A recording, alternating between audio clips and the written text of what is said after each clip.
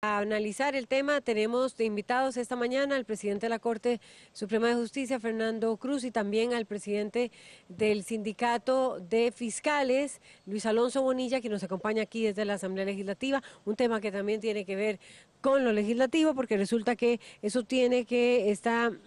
se está produciendo consecuencia de la aplicación de una norma incluida en un presupuesto, en el presupuesto de la República de 2019, que de acuerdo con esa norma 10 de la ley les impide mover partidas o hacer modificaciones en su plan de gastos para cumplir con prioridades que vayan surgiendo. Si en esta partida no tuve tantos gastos, pero en esta otra estoy teniendo mayores necesidades, lo que requeriría, lo que ellos están buscando es que se puedan trasladar esos recursos. Bueno, pues eso no se puede de acuerdo con esa norma incluida en el presupuesto de la República 2019.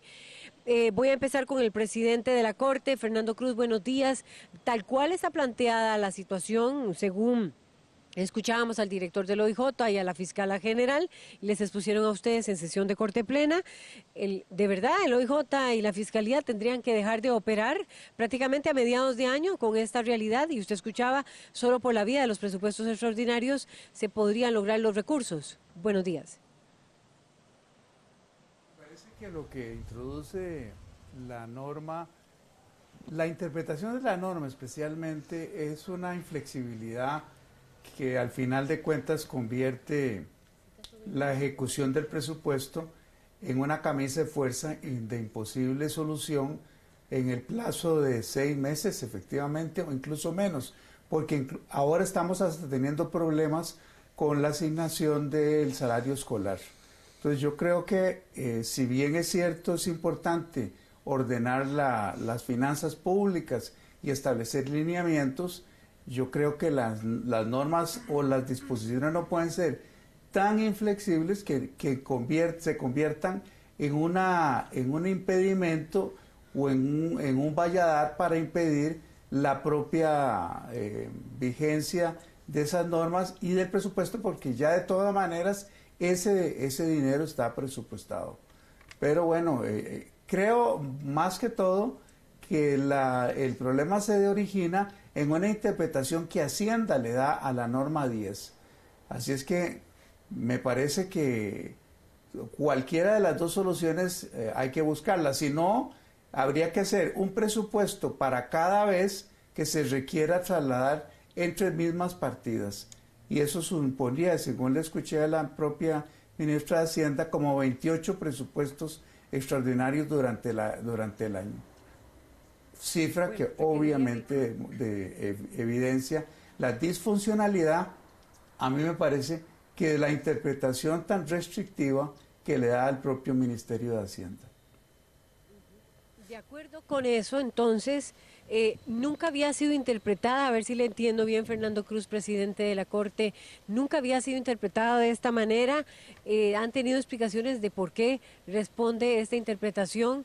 Y si habría posibilidades desde el punto de vista del, no sé, de la Sala Constitucional o de otras tribunales, de que se realice una interpretación diferente de lo que es esta norma.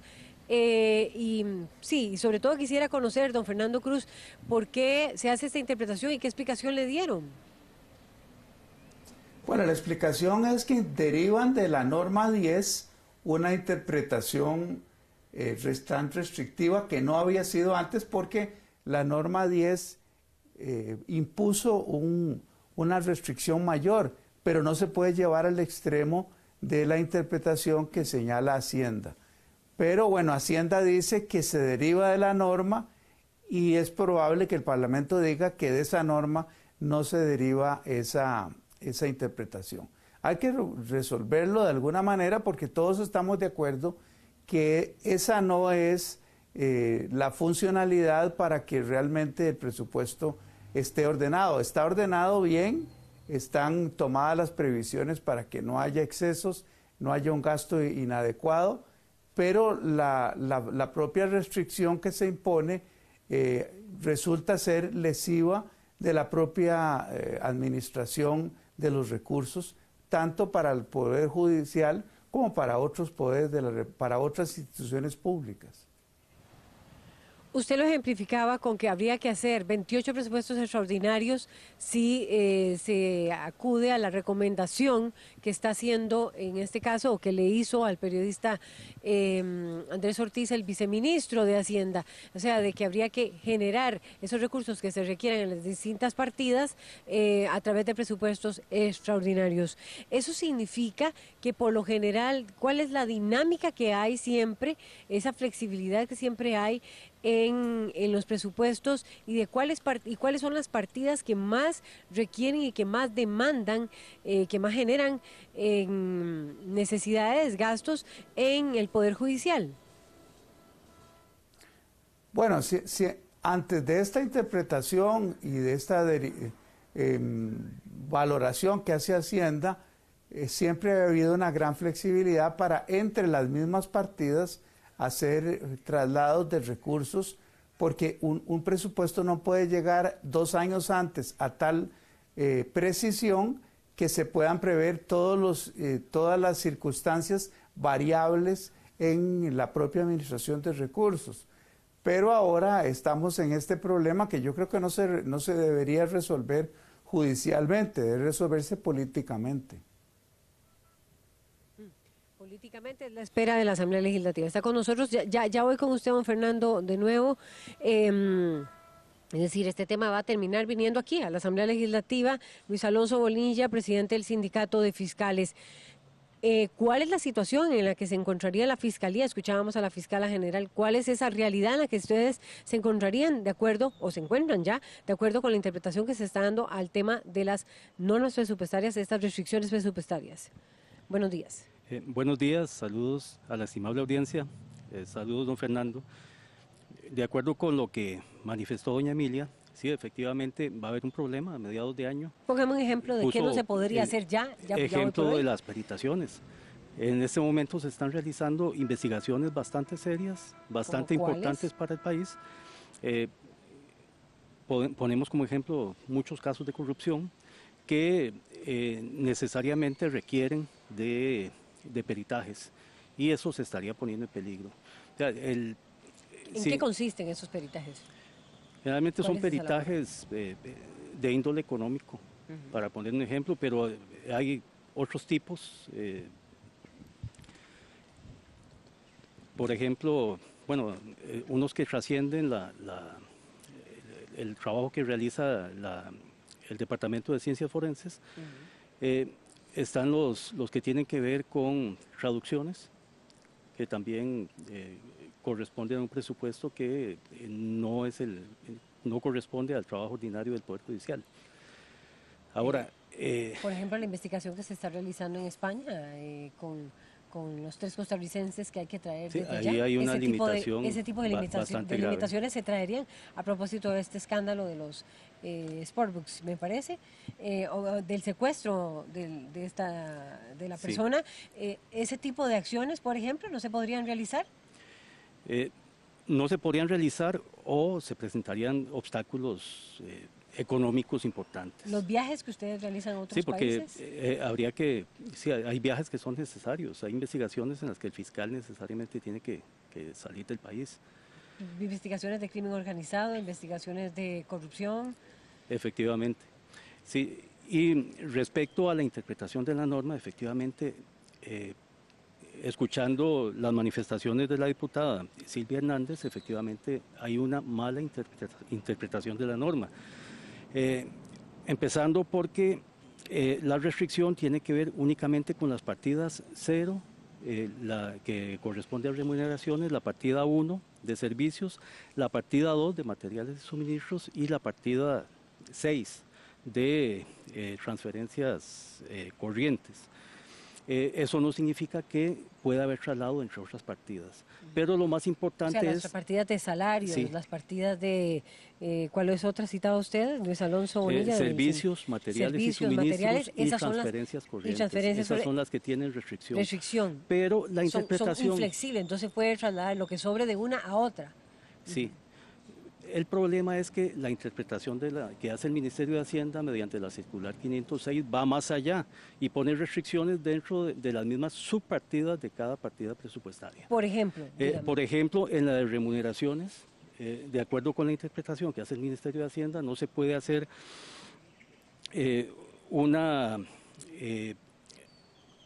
o sea, no se puede utilizar un remanente de la subpartida, pone aquí el ejemplo, de tiempo extraordinario para pasarla a salario escolar. De acuerdo con las manifestaciones que da la diputada Hernández, eso es falso.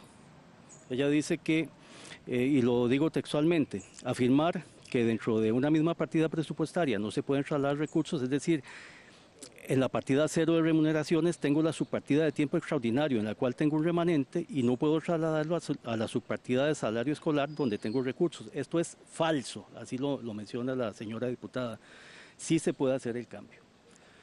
Eso significa que hay una interpretación extensiva y errónea de la norma 10 del presupuesto de parte del 2009, de Hacienda, es lo que de usted parte está de diciendo. Hacienda. O sea, por lo general se acostumbra, Luis Alonso, entonces que si la partida de tiempo extraordinario tiene recursos y puedo trasladarlos para realizar, no sé cuál será la partida, para viajes o viáticos, este tipo de necesidades que para ustedes sí son muy urgentes, ahora no se puede hacer. Pero si era normal y frecuente hacerlo. De acuerdo con la literalidad de la norma 10, sí se puede hacer. Sí se podría hacer. No se puede hacer de acuerdo con esa interpretación errónea y extensiva del Ministerio de Hacienda. ¿Es frecuente esta situación, usted que es fiscal? Es totalmente nuevo. ¿Y es frecuente que el manejo de cualquier presupuesto tiene que haber flexibilidad. De otra manera estaríamos, como dice don Fernando Cruz, con una camisa de fuerza. Y en las funciones administrativas, sobre todo en una labor tan importante como la que tienen órganos como el OIJ y el Ministerio Público, no se puede carecer de flexibilidad, porque el perjuicio podría ser mayor en términos económicos y en términos sociales, porque la labor de nosotros es muy importante y no puede depender de interpretaciones totalmente equivocadas y restrictivas. Hoy, por ejemplo, usted como fiscal o sus compañeros como fiscales han mostrado dificultades. ¿En qué aspectos? De momento no se ha manifestado, pero de acuerdo con las manifestaciones de don Walter Espinosa y de doña Emilia Navas, a mediados de mayo o junio ya se podrían estar presentando algunas dificultades en las investigaciones. Investigaciones de este tipo, que no pueden hacerse los viajes, que no puede traerse personas que están acusadas en otros países, esos tipos de peritajes. Los peritajes representan un elemento importante, dice usted en la Fiscalía. ¿Qué tan importantes son? ¿Son esenciales? Son esenciales porque si no se realizan se podría dar al traste con una investigación importante. Es para explicarlo a quienes nos siguen por las distintas plataformas. Las consecuencias es que en asuntos de importancia nacional, no quiero mencionar los casos, pero hay casos de corrupción importantes donde corren plazos de prescripción, donde se dan otra serie de circunstancias que al final podrían dificultar la correcta resolución del asunto. Voy a volver a don Fernando Cruz, presidente de la Corte. Don Fernando, usted escuchaba a Luis Alonso Bonilla citar unas declaraciones de la diputada de Liberación Nacional, Silvia Hernández. Ella misma, que pertenece a la comisión que me parece vio el tema del presupuesto, estaría diciendo que hay una mala interpretación. Usted decía, lo último que dijo fue, vamos a tener que resolver esto por la vía política, porque pareciera que la respuesta de Hacienda es presupuestos extraordinarios. De acuerdo con esto, ¿cuáles son las próximas acciones que va a emprender, que haría los miembros de la Corte Plena para lograr esa flexibilidad de la cual han gozado ustedes y que estaría perjudicándolos a mediados de año? Bueno, yo esperaría que esto se resuelva de inmediato en un plazo, ojalá que no supere las 72 horas, pero en todo caso hay vías también judiciales para discutir el tema, de la respuesta de ya sea por un contencioso o por una vía de amparo, etcétera. Pero yo creo que esa sería la vía más lenta y eso atentaría contra la propia Administración de Justicia en relación a la funcionalidad que pueda tener. Hay dos cosas que hay que señalar. En primer lugar, que la interpretación de Hacienda admite que es una interpretación que le da porque no es lo que la norma expresamente dice, sino que es el espíritu del legislador. Entonces yo creo que ahí puede establecerse una restricción. Y en segundo lugar, que la restricción no cumple ninguna función material o sustantiva desde el punto de vista jurídico. Por lo único que impone es un trámite para poder disponer de un dinero que ya está presupuestado, que está dentro del mismo programa y que es una subpartida, nada más para cumplir un requisito producto de una interpretación que todos admiten que es una interpretación que no cumple ninguna función de control o de una adecuada o que fortalece la adecuada administración de los recursos.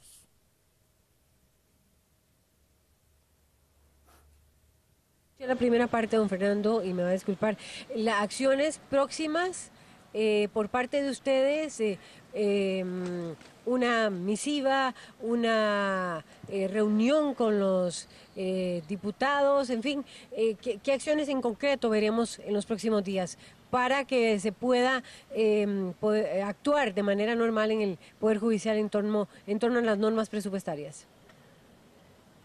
Bueno, yo le envié una nota a la señora ministra de Hacienda haciéndole ver todo esto que hemos conversado, las consecuencias de una interpretación tan restrictiva para la propia administración de justicia y el funcionamiento de tribunales, fiscalía, la administración de justicia en general.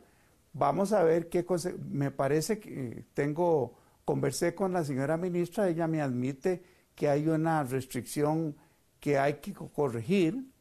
He conversado con algunos diputados y por supuesto estamos a la espera que esto se resuelva lo más pronto, si no tomamos otras medidas que tendrían que ver con acciones judiciales, pero ya las acciones judiciales introducen una mayor lentitud para resolver un problema presupuestario que requiere respuestas inmediatas. Y don Fernando, ya se han generado comentarios, don Fernando Cruz, igual Luis Alonso Bonilla del sindicato, ustedes como organizaciones, existe un frente interno también ahí de organizaciones en el Poder Judicial, ¿estarían emprendiendo algún tipo de acciones precisamente próximamente? ¿Las veremos? Sí, sobre este tema en particular no hemos discutido dentro de los sindicatos del Poder Judicial, pero sí es un tema importante y estamos en comunicación constante. El día de mañana tenemos una reunión y este definitivamente es uno de los temas trascendentales que hay que tocar. ¿Qué valoraciones podrían estar haciendo de lo que se podría ejecutar en los próximos días? Bueno, trae esperanza lo manifestado por don Fernando en el sentido de que ya hay comunicaciones, que ya la misma ministra de Hacienda ha tomado conciencia de que estas restricciones son excesivas y primero esperaríamos a ver qué resultado tienen, qué respuesta tienen estas gestiones políticas y posteriormente, en caso de que no exista un resultado, sí tomaríamos algunas decisiones propias del sindicato de otro carácter. Bien, y tenemos comentarios, don Fernando Cruz, igual Luis Alonso Bonilla, y el primer comentario es el siguiente, dice Jorge Morales García, ante la situación de la baja en la calificación de las calificadoras de crédito, me parece que el problema que está pasando es que el Ministerio de Hacienda está teniendo problemas serios para calzar los pagos y recurre a este tipo de interpretaciones rígidas de ejecución del presupuesto para ganar tiempo y obtener el financiamiento requerido, trasladando a otras instituciones los problemas que tienen. Eso dice Alan Demo 107, comenta, el Poder Judicial debe ser dinámico en todo sentido de la palabra. Los presupuestos deben contar con la flexibilidad de mover partidas presupuestarias de un lado a otro sin restricciones. El AMPA, como las investigaciones, no conocen de restricciones. Jonathan González comenta, poco a poco todos los males que vaticinábamos, los que estamos en contra del combo fiscal, empiezan a salir a la luz y faltan mucho más. Eso comenta Jonathan González y me parece, bueno, no, estos son los últimos comentarios que tenemos. Si quisiera aprovechar, porque sé que el tiempo es muy limitado, porque tenemos al presidente de la Corte Suprema de Justicia con nosotros, estaremos entonces, según él decía, a la espera de la respuesta que les dé Hacienda a lo que ellos han solicitado. Pero quiero aprovechar, don Fernando Cruz, que usted está ahí en línea, está con nosotros en vivo más bien. ¿Cuál es la posición o qué criterio le merece que la Asamblea haya aprobado, y le voy a hacer un cambio de tema, que los costarricenses puedan tener, la comisión haya aprobado, la Comisión de Seguridad y Narcotráfico, que los costarricenses puedan tener hasta 3 armas en su poder, de acuerdo con esto último que resolvieron en comisión y que está siendo tema y foco de discusión en este momento. Quisiera su interpretación y su posición.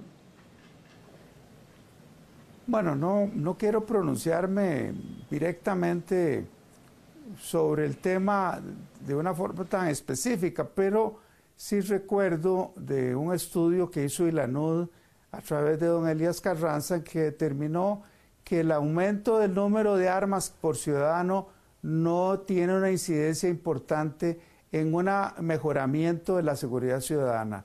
Eso los expertos ya lo han dicho.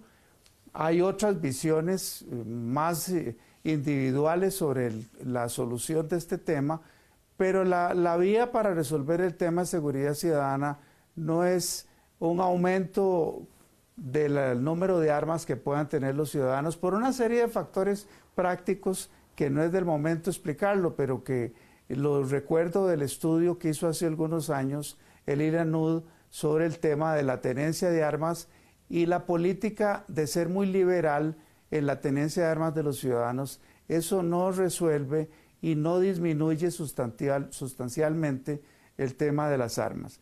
Claro que no se puede comparar entre las armas ilegales y las legales, porque si vamos a comparar una cuestión, un rubro con otro, pues lógicamente hay una comparación que en esencia no es posible hacerla.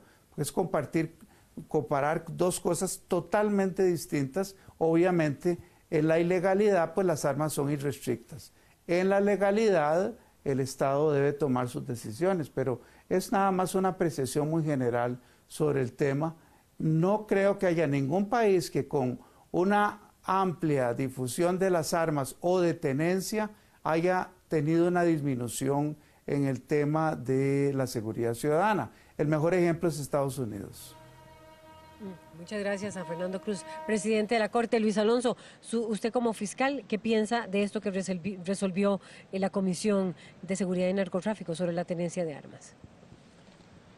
Quiero aprovechar que están los dos. Concuerdo con lo manifestado por don Fernando. O sea, realmente la cantidad de armas permitidas legalmente por ciudadano no tiene nada que ver con el aumento o la disminución de la delincuencia. Son otros factores los que entran en juego y sí, la contraparte dice, por ejemplo, que los delincuentes no adquieren las armas legalmente. Efectivamente, una cosa tampoco en este sentido, el manejo o el mercado ilegal de armas nada tiene que ver con el mercado legal o la cantidad de armas que se permita legalmente. Creo que se debe prestar atención más bien a los factores, tanto de índole represivo como social, que de alguna manera inciden en el aumento de la delincuencia. Bueno. Y este tema realmente es secundario. Es tema de debate para mañana en la revista también con nosotros. Gracias al presidente de la Corte, Fernando Cruz. Gracias también al presidente del Sindicato de Fiscales, Luis Alonso Bonilla, por ponernos en perspectiva el tema de las restricciones presupuestarias y lo que está afectando al Poder Judicial en este momento, lo que ellos llaman la inflexibilidad y que podría dar al traste con las investigaciones, la ejecución y la acción particularmente de la Fiscalía y del organismo de investigación judicial. Y a ustedes también gracias por acompañarnos aquí en la revista. Quédese con CINAR Costa Rica Medios. Buenos días.